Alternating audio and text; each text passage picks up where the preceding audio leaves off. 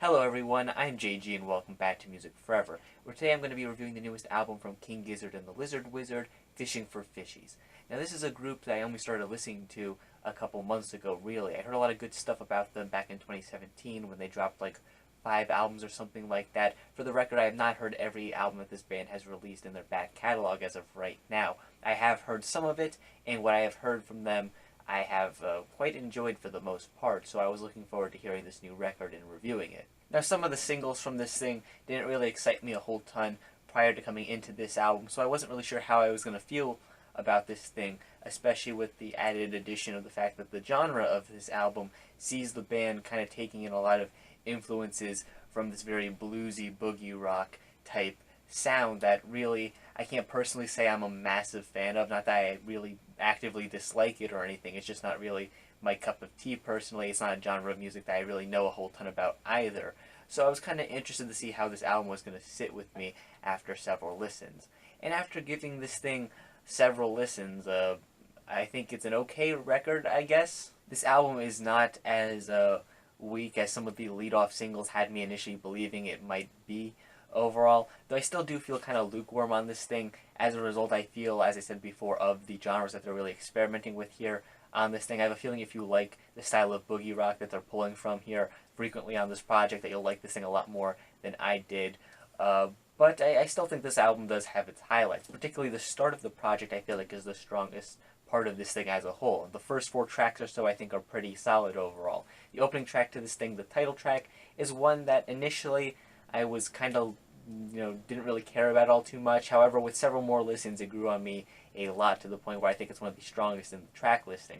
I like the really airy and light vocals on this thing and how they're paired up with this rootsier instrumental. I also really like the lyrics here on this track and how quirky and fun they are, kind of talking about not wanting to go fishing for, maybe because you don't want the fish to die as a result of that. You don't want to eat the fish. You don't want to, for whatever reason, it's a pretty quirky song with some really odd lyrics, but in a way that I think is really charming and likable. The second track, Boogeyman Sam, is one that I initially wasn't super hot on when I heard it as a single either. However, with more time, this track has also grown on me a lot more than it was when I initially heard it. I think the track has a nice groove to it. I like the guitar parts here on this track as well. I think it's fairly catchy too, and it's just stuck with me a fair bit more than I initially expected it to, just hearing the song on its own. Overall, I still wouldn't say it's like necessarily one of the band's best songs or anything, but it's an enjoyable enough track. The next 2 tracks, The Bird Song and Plastic Boogie, are another 2 of the highlights in my opinion. I feel like they have some of the strongest instrumentals on this entire thing.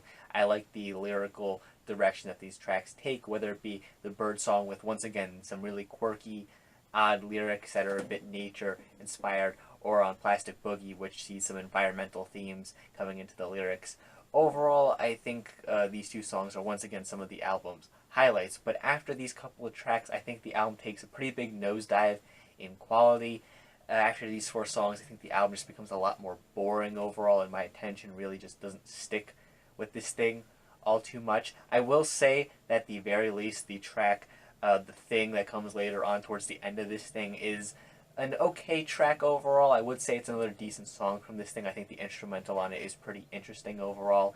Probably my least favorite out of the tracks that I would say I like from this thing, but still a decent song nonetheless. However, a lot of the other tracks later on in the album just don't do a whole ton for me. The track The Cruel Millennial just isn't a super interesting song to listen to, and the lyrics on this track I kind of have mixed feelings on. They seem to be kind of talking about like age gaps and technology and trying to tie this all together, though I can't really tell if they're kind of taking a more positive outlook on things or a negative one here, given just how playful and quirky the lyrics are throughout this project and throughout a lot of the albums from this band.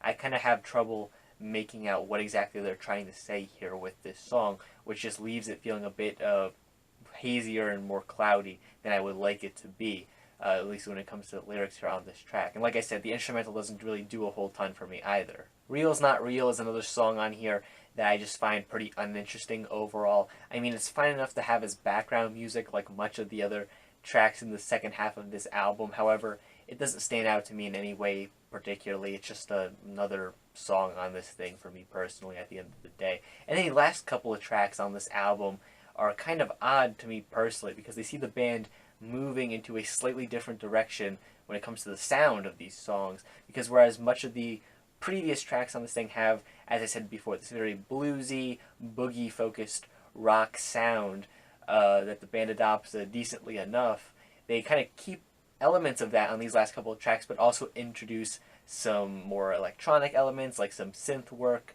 and it kind of becomes this synth boogie type sound that I guess is somewhat related to the sound that they have earlier on in the album. However, I do feel like it's different enough that if they wanted to, maybe make a completely different album focused on this sound, they could, and it would have worked as a different sounding project. I just feel like these last couple tracks are kind of not connected nicely to the earlier parts of the album, I guess is what I'm trying to say. The shift in sound is just a bit odd. I don't really know why they did that, and the fact that they kind of condensed these electronic influenced elements towards the real end of this thing is just kind of strange to me. I will say the track Acarine, that's the second to last song here, does have some kind of interesting uses of these electronic elements and synths that can sound kind of nice and pleasant at times. However, I think the overall structure of the song just leaves a bit to be desired, and it feels like just kind of this mess that's kind of a nice vibe to listen to, but it doesn't really have much of a structure that I think is super compelling or anything quite like that.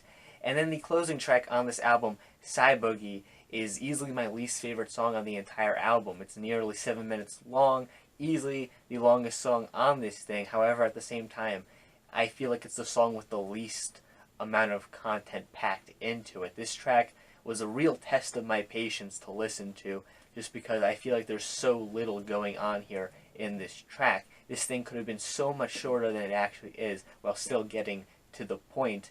And even if it was that, it still wouldn't have been that interesting, as the instrumental here just isn't that exciting compared to some of the stronger moments on this thing, or even some of the other moments here that I just don't think are that interesting instrumentally. On tracks like The Cruel Millennial or Real's Not Real, for example, I feel like the instrumentals on those cuts are still much stronger than this closing track. The vocals didn't do a whole ton for me. They have this kind of manipulated kind of effect on them at times that kind of reminds me of like Daft Punk or like Tupperware Remix Party or something like that, but like a worse version of like what those bands or artists do with their vocals at times. I don't know, this closing track just did not do a whole ton for me. It kind of tested my patience, it bored me, and as the closing moment to this album, I don't think it was a good choice, as it just kind of left me leaving this album kind of tired and not really wanting to listen to this thing. Again, despite the fact that this album does have some strong moments on it, as I said before.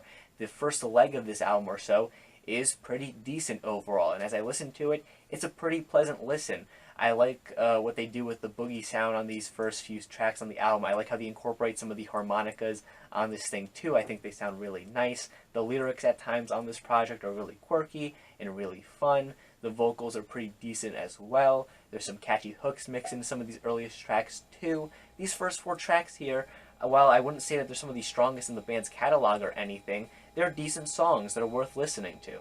However, after those tracks end, barring a couple exceptions, the rest of the album just is nowhere near as interesting. I mean, you will maybe occasionally get a guitar part that's kind of interesting. Maybe some of the harmonicas that they use have an interesting flair to them, or add just a little extra something to some of the songs that I think is pretty cool overall. However, they just don't do a whole ton to really stick with me all that much. For the most part, they're just not as interesting. They maybe take some odd detours that I think distract from the overall cohesiveness of the project. And in the case of a track like Boogie, I just think the track is not very good at all. But overall, I'm pretty indifferent, I guess, to this project. There are moments on it that I like, but there's at the same time moments I don't care for.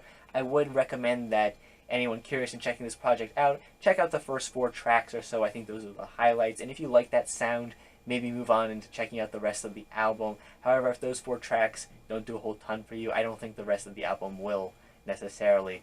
But yeah, overall, that's just my own personal opinion. If you happen to disagree with it, that's perfectly fine. In fact, feel free to leave your own opinion in the comment section down below. And while you're down there, make sure you leave a like on the video and subscribe to the channel for more music-related content. Things like album reviews, track reviews, things like that. If you enjoy that kind of content, make sure you subscribe. Thank you for watching once again, and stay golden.